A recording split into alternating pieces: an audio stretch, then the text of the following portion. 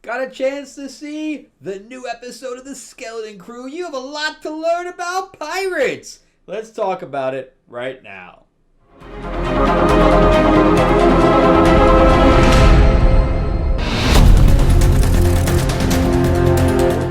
I'm your host, Frank Zank. I'm an award-winning screenwriter, novelist, and comic book writer, as well as a filmmaker. And yeah, we're going to talk about The Skeleton Crew.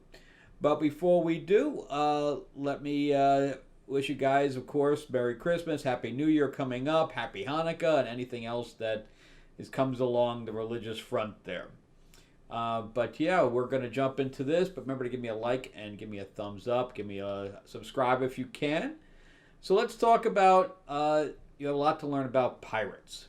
So this one is directed by Jake Schreier, which you're going to hear about that name in a little bit because he is the director of the upcoming Marvel Thunderbolts movie. So if you did not like the directing on this, then chances are you're going to have a problem with the Thunderbolts. I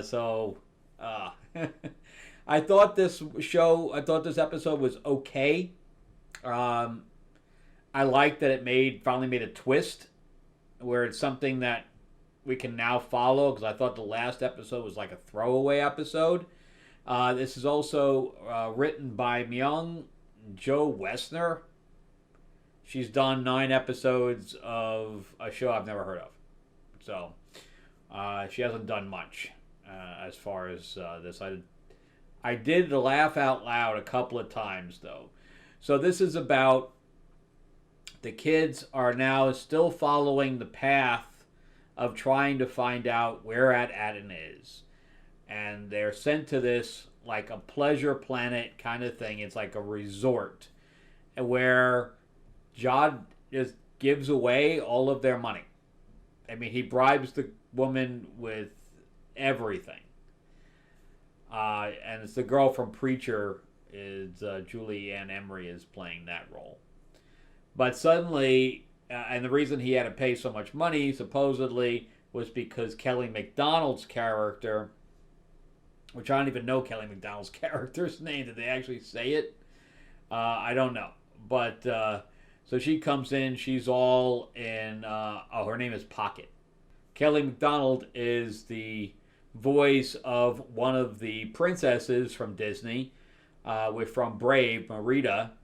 And then, of course, they were talking about the fact that everybody's in Star Wars now because Ming-Na Wen, who also played the voice of Mulan, is also in Star Wars. So they're like, let's just bring all the Disney princesses into Star Wars.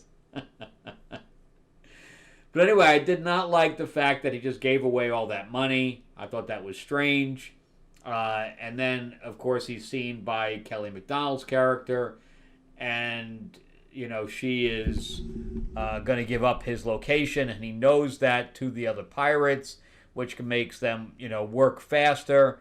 But then they find a secret hidden, and it turns into like an Indiana Jones type of thing, a national treasure type situation, where they go down into this area where there's a pool, and the pool is made of acid. But what I did like also is they go back to the parents again in the very beginning, which I really appreciate. I'd like that storyline to move ahead a little bit faster, because they give them one scene and that's it. So they're getting codes to leave the planet, to go look for their kids. And luckily, one of the kids that are missing, which is Fern's mother, is the head of everything. So when everything got pushed to her, she just deleted the droid's information into his memory, and, you know, they were able to move forward. I don't know why they didn't hit her up to begin with, since she's so powerful. So yes, I guess they're going to try to sneak out, because whatever the foreman or whatever the guy that's the boss, I don't think they've ever met him. I don't know if it's going to be a human or not. So it'll be interesting if that's a total AI. But anyway, so the two scenes that I laughed out loud was when they're landing, they had a voice.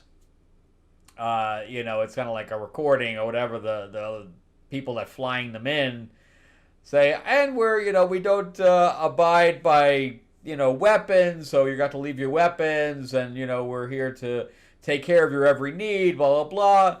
And they fly in. But when the pirates come in, they came in with the same recording or the same announcement, and all of a sudden you hear boom, boom, and they blow those little ships out of the sky.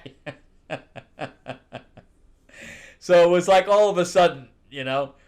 But then we have Wynn that was eyeing a lightsaber in the little treasure area. Now you think that he's going to come in and kind of save the day because Fern, he's got Fern a knife to her throat. And you think that he's going to come in, maybe he's a little bit, force sensitive, he's going to be able to do something. And he literally ignites it and knocks it out of his hand because he had it, pushed to the ground and it was taller than he was. So it flew out of his hand. And now John's got that too. So now we have them separated, which I did not see coming. I did not see John turning on him, especially after the last episode. So you got me there. A lot of people will probably say in the comments that, yeah, we saw this coming a mile away. I didn't see it coming, so it got me. And I was happy to see something now kind of turn in a different direction. Because now they are literally on their own. He's going to be taking the ship. He's the new captain. SM-33 is going to follow him. So they've literally lost, and they have no money. So they've literally lost everything. Although they are in the treasure thing. So, and I appreciated also when he refilled the acid, they didn't cut back to that. They just let that go. But before we continue, I do want to throw, stuff at you about my own comics, all like that. And somebody did hit me up in the comments saying that they bought Destiny Aurora, which is behind me. This is the graphic novel for my sci-fi, Destiny Aurora. It's also a 4-novel series. This is the adaptation of the first book, but the first novel is also on Audible. And it has a male and female voice all through it, so it's not just one person playing all the voice talent. So I think you'll like it if you like sci-fi. But this is also my vampire mob set in 1950s Hollywood. It's called Lords of L.A. And again, it's got Marilyn Monroe in it, things like that. It's got blood, sex, and gore. This one's where Destiny Aurora is a little bit more made for all ages.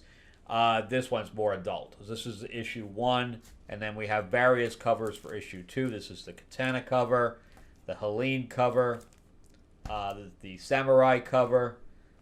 This I also have a nude version. I call this the Were Panther cover. And then we have the Maryland cover, and then, there's the Nosferatu Shadow. So, yeah, if you're going to watch Nosferatu and fall asleep during that, check out my review of Nosferatu as well. But if you'd like a copy signed, let me know, because I do autograph them. Just let me know in the comments section below, or you can email me.